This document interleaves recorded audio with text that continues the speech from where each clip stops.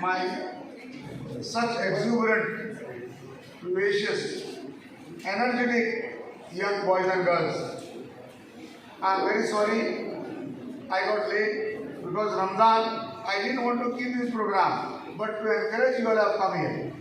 And inshallah, I am hoping and praying that you all are encouraged by my support and my visit. Inshallah. Say inshallah loudly. Inshallah. Number one. Number two, as I said, I am sorry for being late, but few things in Ramadan are very restricted. Time becomes very, very short.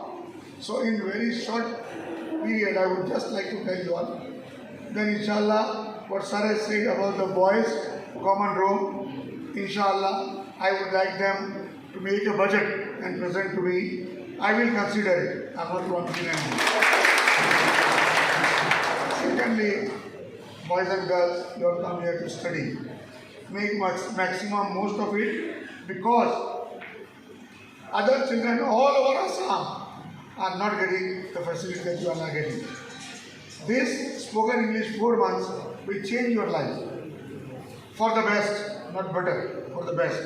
So kindly take benefit of it and get involved and maximize the efforts of Professor Rashid, Mamun Saab and all of us.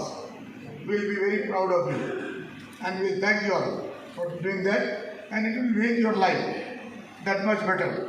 Last but not least, Professor Rashid Saab is the strength behind the spoken English. He is the one who has given the idea to me, and I have picked it up, and we are doing whatever we can, but we want to excel in this. There is no compromise. We don't make any compromise. And people like Sujit, people like Rizwan, so many of them are attached, involved and supporting us. I cannot thank each of them by name, but I thank all of them and all of you children for having come here. Jazakallah khair. Time is very, very short. I have to go to Muraja, and also today is Friday. Assalamu alaikum warahmatullahi wabarakatuh.